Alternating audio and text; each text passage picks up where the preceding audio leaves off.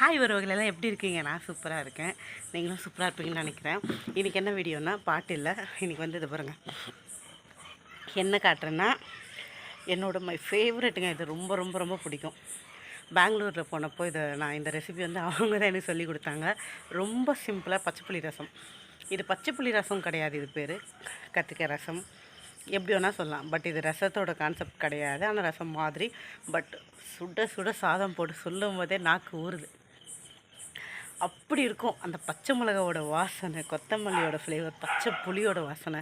நிஜமாக யாருக்கெல்லாம் பச்சை மிளகா கொத்தமல்லி பிடிக்குமோ அவங்க கண்டிப்பாக இதை ரொம்ப ரொம்ப விரும்புவாங்க. இதோ தெரியுதா? புளி, பச்சை மிளகா, வெங்காயம், கத்திரிக்காய் சுட்டுட்டு, தக்காளி சுட்டுடணும், பச்சை மிளகாவை லைட்டாக சுடணும், பூண்டு லைட்டாக சுடணும், அடுப்பில் சுட்டுட்டு எல்லாத்தையும் உடச்சி போட்டு மிக்ஸ் பண்ணி அப்பா சாப்பிட்டா அப்படி இருக்கும் டேஸ்ட்டு. நீங்கள் சாப்பிட்ருக்கீங்களா இல்லையா? உங்களுக்கு இது பிடிக்குமா இல்லையான்னு மறக்காமல் எனக்கு கமெண்டில் சொல்லுங்கள். என்னால் பேசவே முடியல, அப்படி சுண்டி இழுக்குது எனக்கு இந்த ஸ்மெல்லு. எனக்கு அவ்வளோ பிடிக்கும். இதை வந்து ஆக்சுவலாக எப்படின்னா, வீட்டில் எதுவுமே இல்லைன்னா சிம்பிளாக இருக்கும்போது செஞ்சு சாப்பிட்டுக்கலாம். புளிப்பும் காரமும் இருந்தாலே போதும், உப்பு வேறு எதுவுமே தேவையில்லை. சம்டைம் வந்து எல்லாம் இருந்தாலும் இதை சாப்பிட்ணுன்னு ஒரு டே தோணுனா சாப்பிட்ருவேன். இன்றைக்கி இதை சாப்பிட்ணுன்னு தோணுது, அதெல்லாம் சாப்பிட்றேன். வாங்க சாப்பிட்லாம்.